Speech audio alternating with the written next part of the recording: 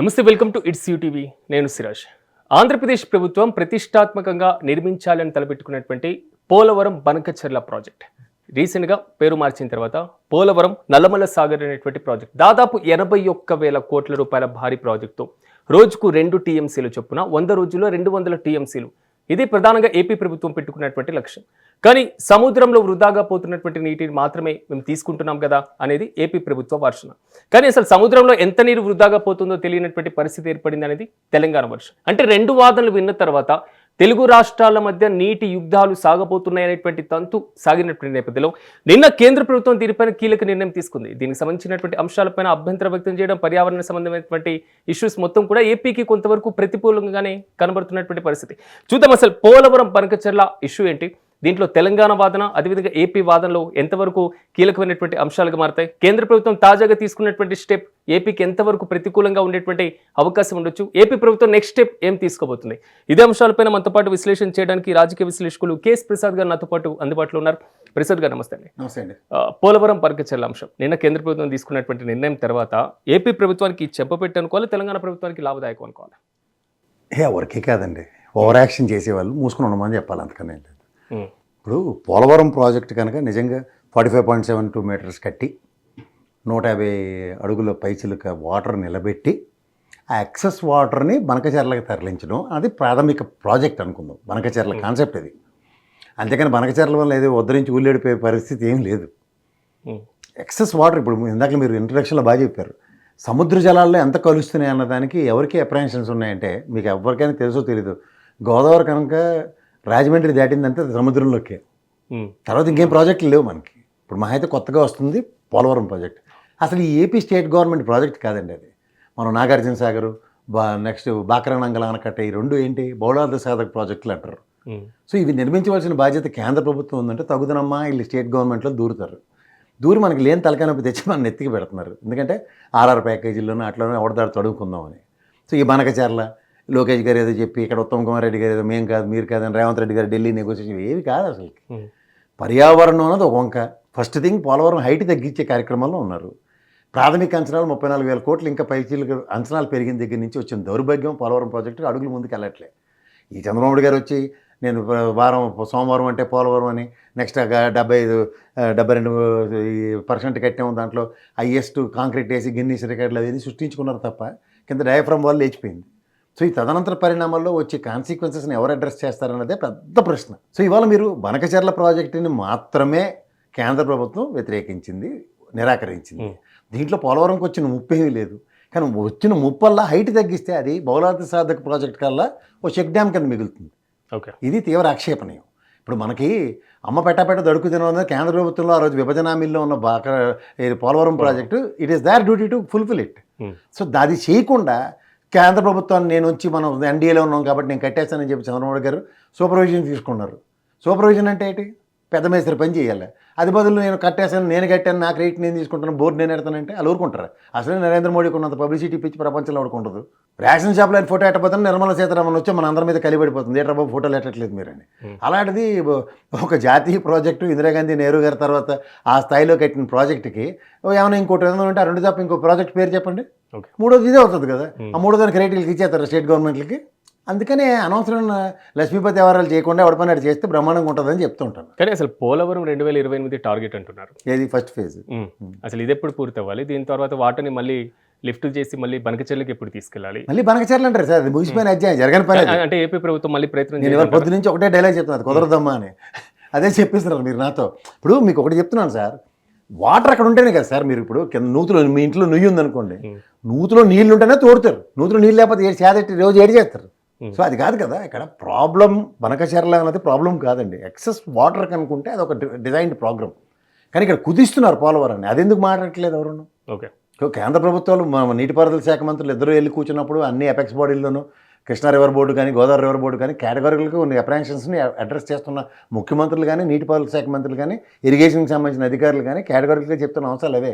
అంటే ఇప్పుడు బనకచెర్ల ఇష్యూ ఇప్పుడు అవసరం లేదంటారా, ఇప్పటికి అవసరం లేదంటారా? సార్ నీరు ఎక్కడైనా డ్యాముల రూపంలో కానీ లేదంటే ఏదైనా ప్రాజెక్టుల రూపంలో కట్టి దాన్ని నిలువ పెట్టడం ఎప్పటికీ అవసరం లేదని ఒకటి చెప్పడు సార్. ఎప్పటికైనా అవసరమే అది. ఇప్పుడు దేశంలో ఉన్న ఏ ప్రాంతంకైనా కాస్త బుక్క నీళ్ళు వస్తాయంటే ఎవడు కాదంటాడు. కానీ అది వచ్చి మార్గం ఎలా అంటాను. ఇప్పుడు బనకచెర్ల ప్రాజెక్ట్ ఉత్తిన 80 కోట్లు 90 కోట్లు 1,00,000 కోట్లు పెట్టి దాన్ని తగలబెట్టి కట్టి నీళ్ళు ఎక్కడి నుంచి తెస్తారన్నదే కదా ప్రశ్న. కానీ తెలంగాణ ముఖ్యమంత్రి రేవంత్ రెడ్డి పలు సందర్భాల్లో చెప్పారు, ఎన్డీఏ కూటమిలో ఉన్నారు, భాగస్వాములుగా ఉన్నారు కాబట్టి ఏ ప్రాజెక్టులైనా తెచ్చుకోగలరు, ఒకవేళ పోలవరం బనకచెర్లకు అనుమతులు వచ్చినా న్యాయపరంగా మేము అడ్డుకుంటామనేటువంటి రీతి. అంటే ఇప్పుడు తెలంగాణ ప్రభుత్వం సక్సెస్ అయిందంటారా, కేంద్ర ప్రభుత్వం మళ్ళీ తీసుకుని? అదే మాటకు వస్తున్నారు మీరు. ఇప్పుడు కేంద్ర ప్రభుత్వం ముందుకెళ్ళనివ్వకుండా దానికి వెయిట్ తగ్గించే కార్యక్రమం మీద వాళ్ళు ఉన్నప్పుడు బనకచెర్ల కాన్సెప్ట్ ఎక్కడి నుంచి వస్తుంది? మీకు అడుపు నిండితేనే కదా మిగిలిన అన్నం తీసుకెళ్ళి ఎవరికోళ్ళకి ఇస్తారు. తెలంగాణ ప్రభుత్వం చెప్తున్నటువంటి ఏం చెప్తున్నారు సార్? ఇవంతా లోపాయకారి మాటలు ఇవన్నీ. పైకి మాటలు ఏంటంటే మేకడ కబుర్లు అంటాం మేము. అవన్ పెళ్ళికి బాధ్యతలు ఎందుకు? ఇప్పుడు పోలవరం ప్రాజెక్ట్ సక్సెస్ఫుల్గా కంప్లీట్ అయ్యి 150 అడుగులు 45.7 పెట్టి వాటర్ నిలబెట్టింది, ఎక్సెస్ వాటర్ని తీసుకెళ్ళి బనకచెర్లు కట్టుకుంటున్నారు అంటే అర్థం ఏంటి?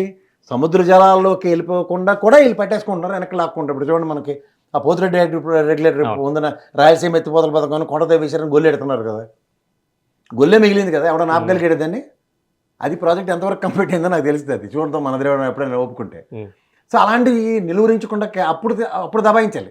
ఇదేంటిదని దీనికన్నా ముందు ఎంతమంది తుమ్ములు పెట్టుకుని నీళ్ళు ఎత్తుకెళ్ళిపోతారు కృష్ణా నది వాటర్లు. మనకి ఎప్పటికీ బ్రిజెస్ ట్రిబ్యునల్ ప్రకారం పోతిరెడ్డి రెగ్యులేటర్ నుంచి వచ్చిన ఏది ఫ్లడ్ వాటర్లోని తీసుకెళ్ళమని, ఏది రాయలసీమకి తెలుగు గంగ ప్రాజెక్టులకి అవి ఎప్పుడు రావాలి? కృష్ణానదికి ప్రపంచం ఎప్పుడు తిరగబడిపోయినప్పుడు తప్ప తుఫాన్లు రావు, దానికి రేరెస్ట్గా వస్తాయి, సంవత్సరం కోటి 2 వస్తే చాలా ఎక్కువ. ఆ యాక్సెస్ వాటర్తో మొత్తం రాయలసీమ అంతా బతికేయాలి, సగం ప్రకాశం నెల్లూరు బతికేయాలంటే ఎక్కడ అవుతుందండి? సో ఇప్పుడు ఏపీ ప్రభుత్వం ముందు ఉన్నటువంటి ఆప్షన్ ఏంటి? ఏమీ లేదు సార్, వాళ్ళు ఓవర్ యాక్షన్ చేసుకుని ఇంకో 3 ఏళ్ళు కాలక్షేపం చేసుకుని వెళ్ళడమే. ఎందుకు అసలు అంటే వాళ్ళు కేంద్ర ప్రభుత్వం దీని కన్సెన్సస్ ఉండాలండి. ఫస్ట్ థింగ్ మీకు చెప్తాను సార్, ఉమాభారతి గారు ఉన్నప్పుడు, అవును నీటిపారుదల శాఖ ఆవిడ ఉన్నప్పుడు కాస్త 10 అడుగులు ముందుకెళ్ళింది. ఆవిడని ఎప్పుడైతే తెప్పించారో అప్పటి నుంచి దరిద్రం మొదలైంది దానికి. ఈ గజేంద్ర షెకావత్ గారు వచ్చిన దగ్గర నుంచి అసలు అడుగు ముందుకు వెళ్ళట్లేదు దాని విషయంలో. సార్ మీకు ఒక టెండరింగ్లో రివర్స్ టెండరింగ్ అని చెప్పి 787 కోట్ల ప్రాజెక్ట్ కాస్ట్ తగ్గించి ఇచ్చిన జగన్మోహన్ రెడ్డి ప్రభుత్వంలో ఒక అడుగు ముందుకు వెళ్ళలేకపోయింది. ఎందుకు? ఫండమెంటల్ మిస్టేక్స్ జరిగాయి. డయాఫ్రమ్ వాళ్ళు లేచిపోయింది.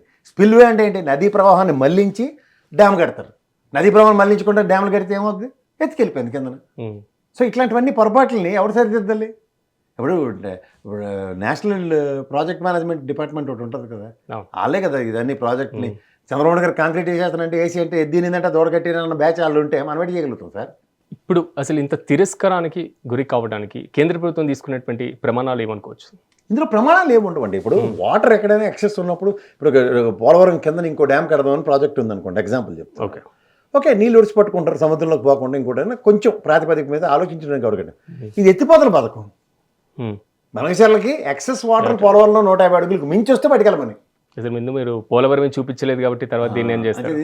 అదే ఒక 81,000 కోట్ల ప్రాజెక్ట్, ఇంకా ఆర్ఆర్ ప్యాకేజీలో లేదు, నిర్వాసితులకి ఇది లేదు, ఓన్లీ ముంపు గ్రామాలు మనం నెత్తికి తెచ్చుకున్నాం తెలంగాణ నుంచి ఎడగొట్టి, దానికి ఎప్పటికీ పరిష్కారం లేదు. అవేమీ లేకుండా డ్యాములు కట్టేస్తుంటే ఏమైనా సిమెంట్ డ్యాములు వేసి పటపట కట్టేస్తే మా కాళేశ్వరం కట్టేది కట్టి గబగబని కడితే అవుట్కమ్. ఇట్లాంటివి కేంద్ర ప్రభుత్వం కొన్ని సమీక్షలు, కొన్ని పౌరపారాలు అన్నీ ఆలోచిస్తుంది. ఓకే, ఎలా అంటే బనకచెర్లతో లింక్ ఉంది కాబట్టి మీ అభిప్రాయం ఏంటి? 28 కల్లా పోలవరం కంప్లీట్ అయిపోతుంది? పోలవరం ఒక ఫేజ్ కంప్లీట్ అవ్వడానికి ప్రాబిలిటీస్ ఉన్నాయి 2028కి. అంటే అక్కడ కూడా క్రెడిట్ చోరీ అనేటువంటి ఇష్యూ వస్తుంది. ఏముంటుందండి క్రెడిట్ చోరీ?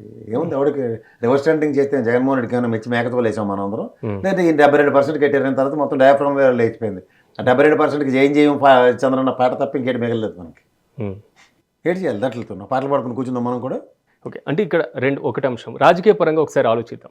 తెలుగు రాష్ట్రాలకి మధ్య విమర్శలు చేసుకోవడానికి, రాజకీయ పరంగా ఒక రాష్ట్రాల మధ్య సెంటిమెంట్ రేకెత్తించడానికి పోలవరం బనకచెర్ల ఇష్యూ మొన్నటి వరకు ఒక ఆయుధంగా మారింది. ప్రాంతీయ విభేదాలు కానివ్వండి, లేదా తెలుగు రాష్ట్రాల మధ్య ఒక రచ్చకి. ఇకపైన ఆ సబ్జెక్ట్ లేకుండా పోయింది అనుకుంటారా? అలాంటిది ఏమి ఉండదు సార్. ఇప్పుడు దీనికన్నా ముందు నాగార్జున సార్ మీద కాలువ నీళ్ళు ఇవ్వకండి, మళ్ళీ కర్రలు కట్టాలు పెట్టుకుని వాళ్ళు వస్తారు, నీళ్ళు కర్రలు కట్టాలు పెట్టుకుని వెళ్తారు.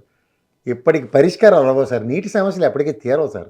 కావేరీ జలంలో మీరు చూడండి, తమిళనాడును కర్ణాటక ఎలా కొట్టుకు వస్తున్నారు. రాష్ట్రాలు ఎడగొట్టేసినంత సులువు కాదు సార్. నీటి నిష్పత్తులు ఈ రోజుకి కూడా తేలలేదు తెలుసా మీకు? విభజనలో ఆ రోజు ఇచ్చిన నిష్పత్తులనే మనం ఈ రోజుకి కూడా నెత్తినేసి కొట్టుకుంటున్నాం. జనాభా ప్రాతిపదిక ఏమన్నా తెలంగాణ అభ్యర్థులు దేన్ని పరిగణించట్లేదు. మనం దేని మీద విడ్డం రాష్ట్రం?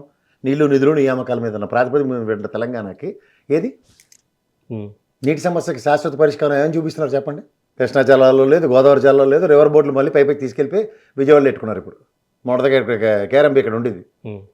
కానీ మీరు ఒకసారి గమనించారు అపెక్స్ మీటింగ్ కాకుండా తెలుగు రాష్ట్రాల ముఖ్యమంత్రులు జరిగింది. అసలు ఆ ఎజెండా ఉంటే నేను రానన్నారు తెలంగాణ ముఖ్యమంత్రి. ఈ హై డ్రామా మొత్తానికి ఒకసారి చూసిన తర్వాత ఓవరాల్ ఈ ఎపిసోడ్కి ఇప్పుడు కేంద్రం తీసుకున్న డెసిషన్ తర్వాత ఈ రాష్ట్రం విడిపోయి 13 ఏళ్ళు ఇది 13 ఏళ్ళు బట్టి ఎన్ని ఎపెక్స్ బాడీ మీటింగ్లు చూస్తున్నాం, ఎన్నిసార్లు ముఖ్యమంత్రులు వెళ్ళి కూర్చున్నారు. జగన్మోహన్ రెడ్డి గారు కూర్చున్నారు, చంద్రబాబు గారు కూర్చున్నారు, కేసీఆర్ గారు 2 టర్ములు కూర్చున్నారు. నెక్స్ట్ ఇప్పుడు రేవంత్ రెడ్డి గారు కూర్చున్నారు, ఉత్తమ్ కుమార్ రెడ్డి గారు కూర్చున్నారు, గతంలో నీటిపారుదల శాఖ మంత్రి మా హరీష్ రావు గారు వెళ్ళి కూర్చున్నారు. అందరూ కూర్చుని చూస్తున్నారు సార్. అవుట్కమ్ చెప్పాలంటే అది తప్పని చెప్తారు. ఓకే, ఏం లేదు సార్, జరగట్లేదు. ఎపెక్స్ బాడీలోనూ నీటిపారుదల శాఖ మంత్రి ఒక క్రిస్టల్ క్లియర్గా ఒక పార్లమెంట్ అమెండ్మెంట్లు కావాలి అట్లకి నీటి నిష్పత్తులకి. అప్పుడు తోళ్ళు ఎలా చిరుగుతాయి అలా చిరుగుతాయి ఒక్కొక్కడికి. తమాషాలా?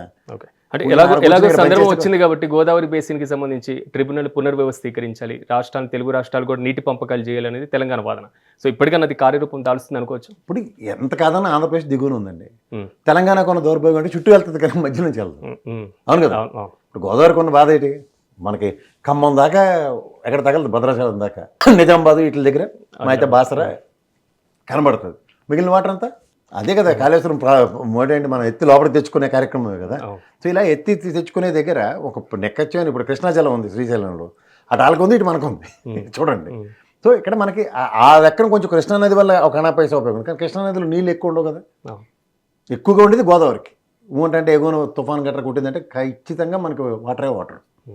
కానీ దాని ప్రాజెక్టులు గోదావరి జలాల పంపిణీలు ఇవన్నీ దాని మీద ఫైమా ఫేస్గా ఆలోచించవలసింది ఏంటంటే ఎప్పటికైనా కేసీఆర్ చెప్పింది సొల్యూషన్ అవుతుంది చూడండి. డౌన్ ద లైన్ ఏం సొల్యూషన్ అని చెప్పాడు కదా, ఒక పెద్ద మ్యాప్ వేసి ఎలా తీసుకురావాలో వాటర్. ఇవన్నీ ఎత్తిపోతల పథకాలకి తప్ప ఇంకో మార్గం లేదు సార్. ఇప్పుడు మీకు నూతులు నీళ్లు కిందన ఉంటాయి, ఆ చేదేసి చూడకోలేదు బోర్కి బిగించి పైకి లాగడమే తప్ప ఇంకో మార్గం ఏముంటుంది? మా ఇంట్లో నీళ్లు ఉన్నాయి కాబట్టి నాకు బోర్ అక్కర్లేదు చేద అక్కర్లేదు ఎలా తాగుతావు? రోజు నూతులకి ఎంతలు ముక్కు మూసుకుని ఒక్క నీళ్ళు తాగడానికి. Okay, right sir, thank you sir మాతో పాటు పార్టిసిపేట్ చేసినందుకు. మొత్తం మీద చూడాలి గోదావరి బనకచెర్లకు సంబంధించినటువంటి అంశంలో పోలవరం ప్రాజెక్టు బనకచెర్ల దాదాపు 80,000 కోట్లకు సంబంధించినటువంటి ప్రాజెక్ట్ పైన ముందడుగు వేస్తున్నాం. ఖచ్చితంగా రాయలసీమకు నీళ్లు తీసుకెళ్తామనేటువంటి రీతిలో కూటమి ప్రభుత్వం చెప్పినటువంటి మాటలకు కూటమిలో భాగస్వామిగా ఉన్నటువంటి కేంద్ర ప్రభుత్వమే తాజాగా తిరస్కరించినటువంటి వైనం. దీనిపైన ఏపీ ప్రభుత్వం ఏం చర్యలు తీసుకోబోతుందో మనము వేచి చూద్దాం. మరిన్ని అప్డేట్స్ కోసం చూస్తూనే ఉండండి ఇట్స్ యూటీవీ.